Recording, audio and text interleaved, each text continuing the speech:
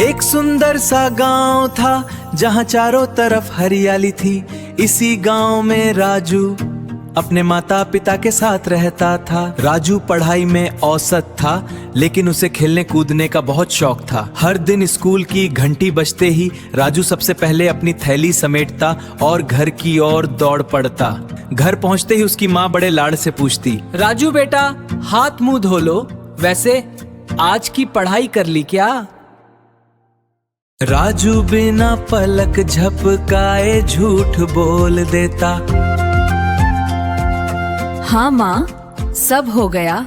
मैंने अपना होमवर्क पूरा कर लिया है। माँ खुश हो जाती और उसे खेलने की इजाजत दे देती। लेकिन राजू के लिए पढ़ाई का मतलब सिर्फ लिखना था। वह फटाफट होमवर्क की कॉपियां भरता और फिर उसे बंदर के बस्ते में डाल देता। उसने कभी भी उन शब्दों को याद करने या समझने की कोशिश नहीं की जो स्कूल में पढ़ाए गए थे। धीरे धीरे दिन बीतते गए। राजू के दोस्त शाम को मैदान में मिलते और राजू वहां का राजा होता। वह सोचता, जब होमवर्क पूरा है तो चिंता किस बात की। उसे लगता कि उसने अपनी जिम्मेदारी पूरी कर ली थी, लेकिन असली परीक्षा अभी बाकी थी।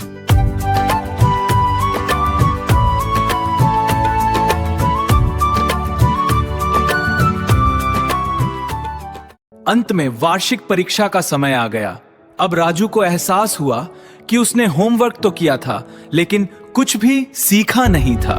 जैसे ही उसने किताब खोली, उसे सब कुछ नया और कठिन लगने लगा।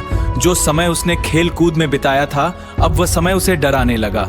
परीक्षा के हॉल में बैठकर राजू को अपनी माँ का चेहरा याद आ रहा था और अपना वह झूठ, हाँ माँ, मेरी पढ़ाई हो गई। परीक्षा का परिणाम आया और राजू बड़ी मुश्किल से पास हुआ। उस दिन उसने खुद से और अब मुश्किल से वादा किया कि अब वह सिर्फ होमवर्क पूरा करने के लिए नहीं, बल्कि ज्ञान प्राप्त करने के लिए पढ़ेगा। सीख सिर्फ काम पूरा करना सफलता नहीं है, बल्कि उस काम को समझना और सीखना ही असली शिक्षा है।